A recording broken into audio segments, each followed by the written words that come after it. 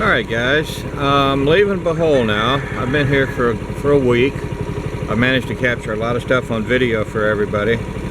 And I just want to give you a little brief assessment of my opinion here of Bohol. I think it's probably one of the prettiest islands I've visited so far. The landscaping is varied. You don't have all fields and then all mountains like you might landscape structure here. You got mountains on one side. There's very scenic drives just about everywhere you go. The people here have been wonderful. The earthquake damage from 2 years ago was pretty extensive. Bridges, most of the major bridges are under construction. They've got temporary bridges, and there's construction crews on just about every bridge, and they're working. They've been working on it for quite a while. Churches are damaged, homes have been damaged and are still damaged and not repaired. A lot of them have been repaired. The government's had some assistance programs, and I'm proud to see that, to help the community, both with the churches and with the private residences and homes. The earthquake was massive. I heard it was 7.2, but when you've got homes and churches that were built, you know, not with typical construction materials like we would have in the States or maybe somewhere else, the damage was that much more catastrophic. I stopped here in this particular part of the road because I wanted to show you something. Up here on the mountain, look how the mountain has given way. That earthquake was so powerful that it brought the side of that mountain down. When you're choosing a home site here in the Philippines, be sure you take in consideration what could happen to you and what's above you.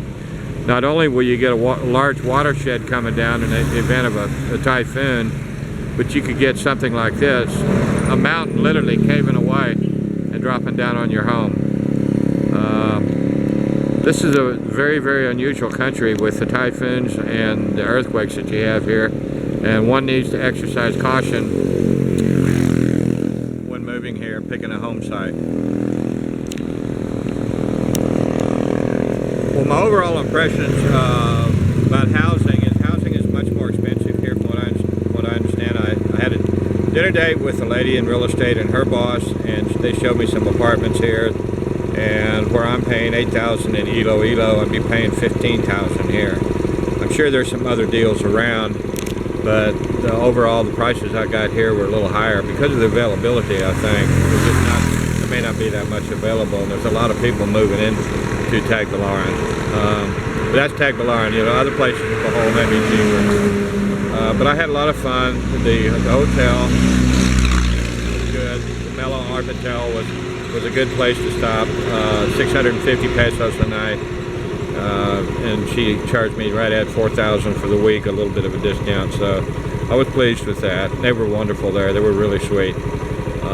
They've got the malls that we talked about, and you got quick access to Panglao Island and Alona Beach. But overall, I'm finding it. There's not much for me to do here. I don't think right now this would be a choice for a place for me to live. But the people are nice, and I think as far as beauty of the country and the island, Bohol's got a beat so far. Even though the other places, even going down Cebu Island is beautiful. But Bohol's just got its own beauty of its own kind, and I think you guys would enjoy coming here and spending your vacation and possibly thinking about moving here in the future. Okay, well, I'm heading on back to Tubigan, where I'm going to pick up a ferry. I purchased a ticket in Tagbilaran, and the ferry's going to leave in Tubigan. And I didn't know, actually I went in to get a ferry. I was just going to take a ferry from here to Cebu City, but it's a 5-hour boat ride, and they offered me tickets for Tubigan, and I jumped at the opportunity. So I'll get to Tubigan about noon when the boat leaves, and then it's 2 hours to Cebu, so I'll be in Cebu by 2 o'clock. Alright guys, thanks a lot, and watch my next chapter of my Philippine journey.